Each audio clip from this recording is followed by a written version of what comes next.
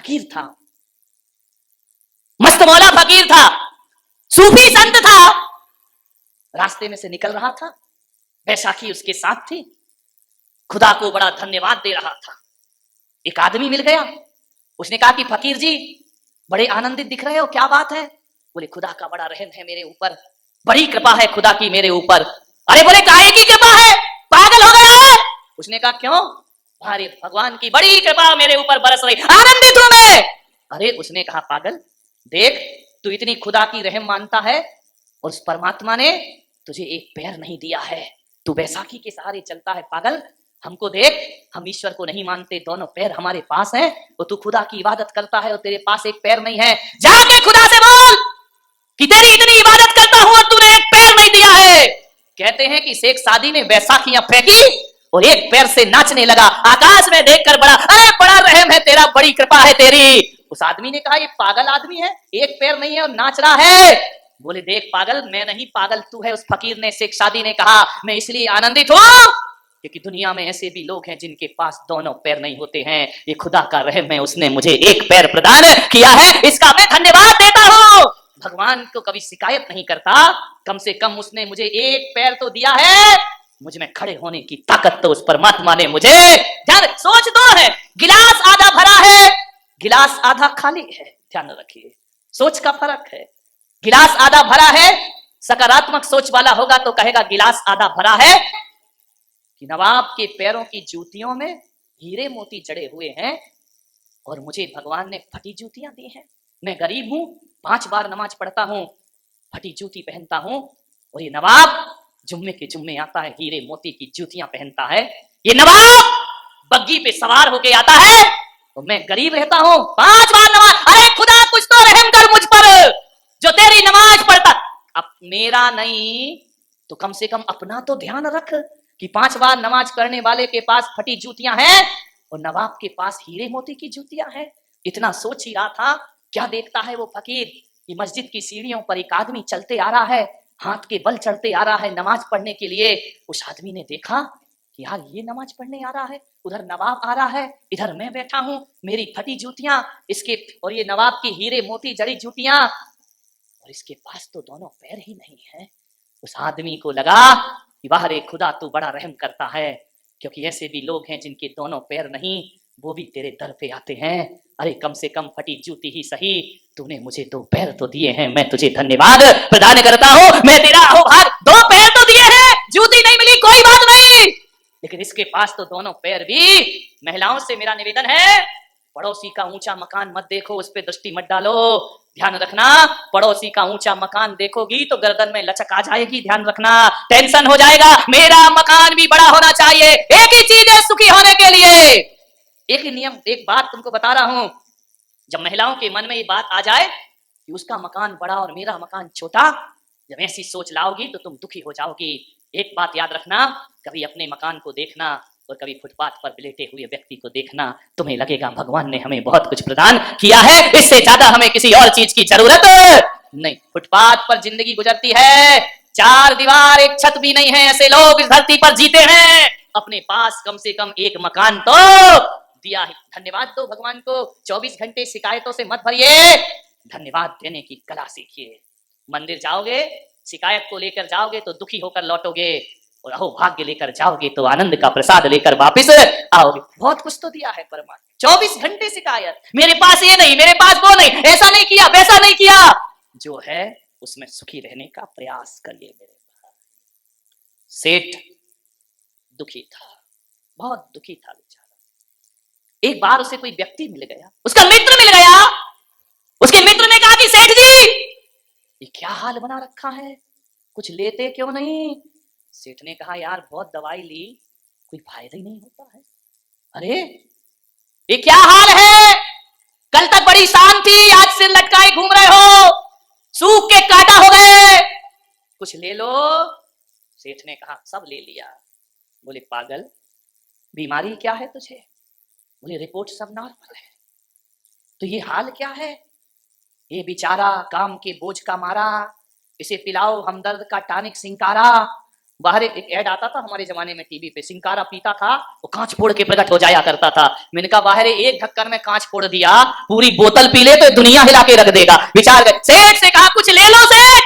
सेठ ने कहा बहुत सा इलाज कराया यार, कुछ फायदा नहीं होता है।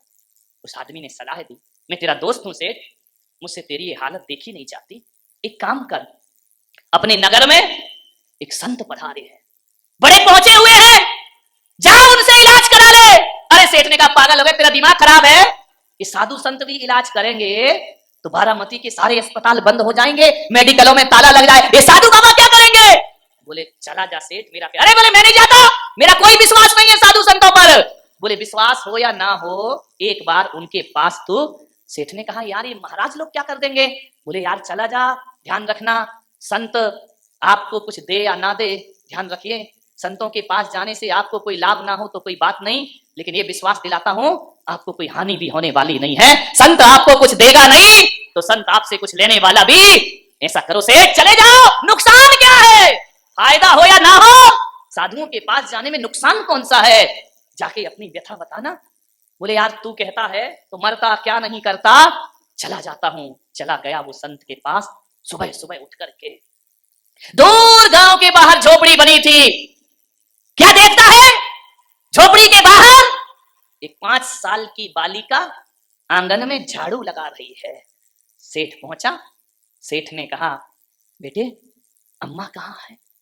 संत के पास गया, संत ने कहा सेठ जी क्या बात है, क्या दिक्कत है। रोने लगा सेठ। संत ने कहा रोते क्यों हो, तुम्हारे पास तो सब है। बोले सब है महाराज लेकिन बहुत दुखी हूं मैं। अरे सब होने के बाद दुखी हो। बोले बहुत दुखी हूं, बहुत पीड़ित हूं मैं। क्या हुआ सेठ, तेरे बच्चे नहीं हैं। अरे बच्चे हैं महाराज। कहां बच्चे अच्छे में फंसा रहे हो मुझे, तो फिर किस बात का दुख है। बीवी खराब है। अरे बीवी तो सीता की तरह है, ऐसी बीवी किसी को मिलती। अरे बीवी तेरी सीता जैसी, बच्चे तेरे पास हैं, बच्चे तेरा कहना नहीं मानते। अरे महाराज कहने की बात तो छोड़ो, इस कलयुग में भी राम लक्ष्मण की तरह है, कोई बात जुबान पे लाता हो और जुबान पे आने से पहले बच्चे उसे पूरा। बोले बच्चे अच्छे। सेठ कोई व्यापार में अरे घाटा वाटा कुछ नहीं लगा है तो फिर क्यों रो रहा है। बोल सेठ किसी ने तेरा अपमान किया। अरे बोले पूरे गांव में किसी की ताकत नहीं मेरा अपमान कर दे, नौकर भाग गए। अरे 20 नौकर है महाराज मेरे पास। संत ने कहा जब तेरी बीवी अच्छी, बच्चे अच्छे, बहुएं खराब है। अरे नहीं, इतनी अच्छी तो बेटियां नहीं होती जितनी अच्छी मेरी बहुएं हैं। अरे सेठ बहू अच्छी, बीवी अच्छी, बेटा अच्छा, दुकान चल रही है, फिर अब किस बात का टेंशन है। बोले एक बीमारी है महाराज, इलाज नहीं हो रहा कुछ है। संत ने कहा क्या इलाज है, बीमारी बता पहले। बोले महाराज यूं तो भगवान का दिया मेरे पास सब कुछ है, लेकिन एक टेंशन मेरे मन में है। क्या। बोल सेठ क्या बात है। सेठ ने कहा कि महाराज एक चिंता सता रही है। क्या चिंता है तुझे। सेठ को और चिंता, गरीब चिंता करे तो बात बनती है सेठ, तेरे पास तो सब कुछ है। अरे कुछ नहीं है महाराज, कहने को तो सब कुछ है मगर हकीकत में देखो तो मेरे पास कुछ। सेठ क्या बात है। बोले महाराज संत जी एक पीड़ा मेरे मन में है, मैंने मुनीमों से पूछा मेरे पास कितनी दौलत है। तो कितनी है सेठ जी। बोले इतनी है, मैं तो क्या मेरे बच्चे भी बैठकर खाएं तो कम पड़ने वाली। तो अब चिंता किस बात की है। अब चिंता तो यहीं से शुरू हो रही है महाराज। बोले क्या। बोले मेरे बच्चों के बच्चों का। संत ने कहा पागल सामान 100 बरस का फल की खबर नहीं, इतना सोचता है सेठ। बोले महाराज देखो ज्ञान व्यान बांटने की जरूरत नहीं है, मैं भी जानता हूं, लेकिन ये बताओ मेरी समस्या का समाधान हो। जब से ये चिंता लगी है किसी काम में मन नहीं लगता महाराज, न खाने में, न पीने में, न दुकान जाने में, जिंदगी ऐसी घबराहट हुई लगती है, मौत से डर लगता है कि वो आ गई तो मैंने अपने बच्चों के लिए कुछ भी। संत ने कहा चिंता मत कर, एक काम कर, तेरी इस बीमारी का हल मेरे पास है। बोले हल है। बोले हाँ। समय हो रहा है आपका, 5 मिनट में 10 बजने वाले, समाप्त करूंगा। बोले हल है मेरे पास। बोले क्या। बोले तेरे गांव के बाहर एक झोपड़ी है। सेठ ने कहा हाँ एक झोपड़ी तो है। बोले उसमें एक बुढ़िया रहती है। बोले हाँ उसमें एक बुढ़िया रहती है। बोले सेठ एक काम करना, एक थाली भोजन कल सुबह बुढ़िया को दे देना, एक थाली भोजन, तेरी 7 पीढ़ियों की व्यवस्था हो जाएगी एक थाली भोजन में। महाराज किसी तीर्थ पे कमरा अमरा बनवाना है तो बोलो मैं बनवा दूंगा। अरे नहीं नहीं कोई टेंशन नहीं, कमरा अमरा नहीं चाहिए, कोई मूर्ति उर्ति रखवाना हो तो वो कर दूं। अरे सेठ छोड़िए सब बातें, एक थाली भोजन दे। बोले यार इतनी बड़ी बीमारी का इलाज एक थाली भोजन? बोले तू जा, मुझ पे विश्वास रख, दे देगा या नहीं? सेठ ने कहा मैं तो 1000 थाली दे सकता। बोले नहीं, एक थाली भोजन देना बस। सुबह उठा सेठ, घर गया, सुबह उठा, सोने की थाली में भोजन लगाया, प्रातः काल निकल पड़ा अपने घर से पैदल पैदल बुढ़िया की झोपड़ी में। वहां क्या देखता है, 5 साल की बच्ची झाड़ू लगा रही है। सेठ ने कहा बेटी अम्मा कहाँ है? उसने कहा आप कौन? बोले मैं नगर सेठ, सबसे धनी आदमी इस गांव का।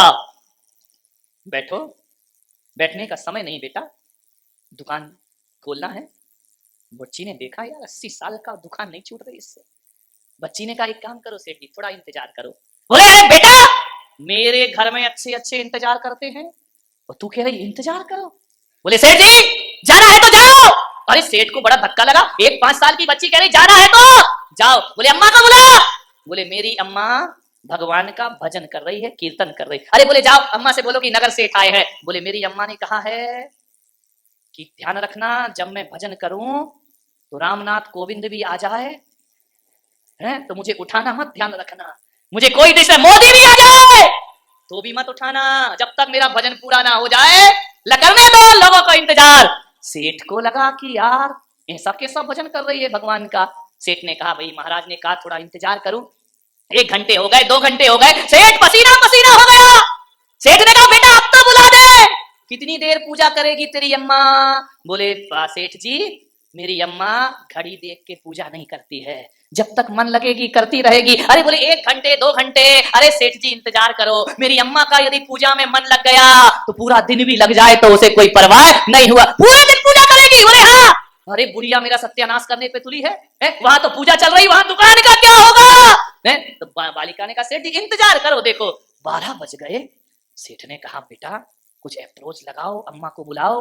बोले अम्मा तो आज लग रहा है कि पूरी पूजा करके आएगी शाम तक। अरे सेठ ने कहा सत्यानाश इस बुढ़िया का, जैसे तैसे तो मैं आया इसकी झोपड़ी में, ये पूजा करने बैठ गई। खूब इंतजार किया, 1 बज गए। सेठ ने कहा बेटा इधर आ, ये अम्मा नहीं आ रही, अब मैं जा रहा हूं, अब मेरे सब्र का बांध फूट गया, ये 1 थाली भोजन तुम ले लो। तो बच्ची ने कहा भोजन क्यों? बोले अम्मा को सब भोजन दे जाते हैं। बोले कि सेठ जी भोजन वापिस ले जाओ। वापिस ले जाओ? पहली बार सेठ को किसी ने लौटाया, ये भोजन वापिस ले जाओ। बोले क्यों बेटा, क्या भोजन नहीं करोगी? बोले हमारे यहाँ भोजन आ चुका है। आ चुका है? कौन दे गया? बोले एक ब्राह्मण दे गया है। क्या दे गया? बोले केले के पत्ते में दही भात दे गया है। अरे बेटा उसको एक तरफ फेंक, गाय को डाल, देख सोने की थाली में 56 भोग लेकर आया हूं, ले अपनी अम्मा को खिलाना और तू भी खाना।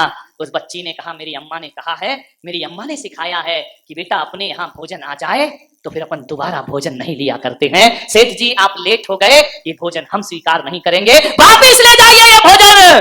सेठ के आत्मा को धक्का लगा कि दही भात खाने को तैयार है केले के पत्ते में, लेकिन मेरी सोने की थाली का भोजन नहीं कर रही है।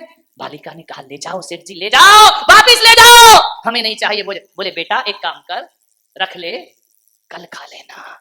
बच्ची ने कहा कल खा लूंगी? हाँ। बोले नहीं सेठ जी वापिस ले जाओ भोजन, मेरी अम्मा ने मुझे बताया है हम कल की चिंता नहीं किया करते हैं, हम आज में ही अपनी जिंदगी जिया कर, हमें कल की कोई परवाह नहीं है। बेटा कल नहीं आया ब्राह्मण भोजन देने तो? बोले नहीं सेठ जी ध्यान रखना ये भगवान की बनाई प्रकृति है, हम कल की चिंता नहीं करते। अरे जो चोंच देता है वो दाना भी देता है और जो प्यास देता है वो पानी भी दिया करता है, हमें कल की कोई परवाह नहीं है।